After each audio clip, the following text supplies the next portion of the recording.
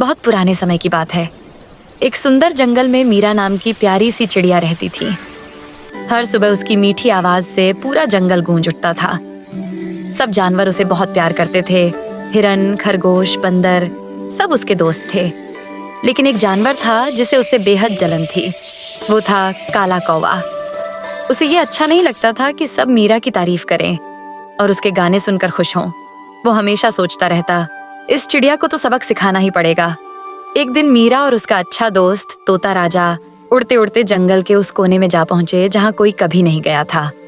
वहां उन्हें एक बहुत ही रहस्यमयी पेड़ दिखाई दिया। उस पेड़ की जड़ों से हल्की हल्की नीली रोशनी निकल रही थी। तोता हैरान होकर बोला, मीरा, ये तो कोई जादुई पेड़ लगता है। मीरा ने मिट्टी के पास झांक कर देखा तो एक चमकता हुआ बीज मिला। वो बीज सोने की तरह चमक रहा था। मीरा ने खुशी से कहा, चलो इसे अपने घर के पास लगाते हैं, शायद ये कुछ अच्छा जादू करे। दोनों दोस्त उस बीज को लेकर वापस अपने घर आ गए और उसे सावधानी से जमीन में लगा दिया। अगले ही दिन जब सूरज निकला, मीरा ने देखा कि उस जगह से एक छोटा सा पौधा उगाया है जिसके पत्ते सुनहरी चमक में दमक रहे थे। जंगल के सारे जानवर इकट्ठा हो गए। सब बोले, वाह, ये तो कमाल का पौधा है। सब खुश थे, पर दूर एक पेड़ की टहनी पर बैठा कौवा सब देख रहा था। उसकी आंखों में ईर्ष्या थी। उसने मन में सोचा, अगर ये पौधा मेरा हो गया तो मैं पूरे जंगल का राजा बन जाऊंगा। रात होते ही जब पूरा जंगल सो गया, कौवा चुपके से आया और उस पौधे की जड़ उखाड़ ली। वो बीज लेकर उड़ गया। अब ये मेरा होगा, मैं इसे यहीं लगाऊंगा। लेकिन जैसे ही उसने बीज को जमीन पर रखा, आसमान में बिजली कड़की और एक तेज रोशनी के बीच से एक जादुई परी प्रकट हुई। परी गुस्से में बोली, ये बीज नेक दिल के लिए है, लालची के लिए नहीं। कौवा डर तो गया, लेकिन बोला, मुझे कोई नहीं रोक सकता, ये मेरा है।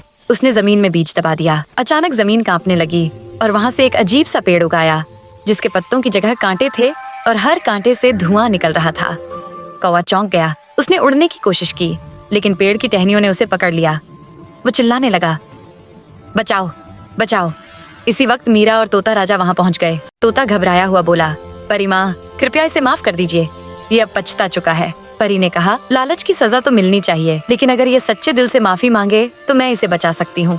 कौवा रोने लगा, मुझे माफ कर दो मीरा, मैं तुमसे जलता था, लेकिन अब मुझे समझ आ गया कि लालच हमेशा नुकसान करता है।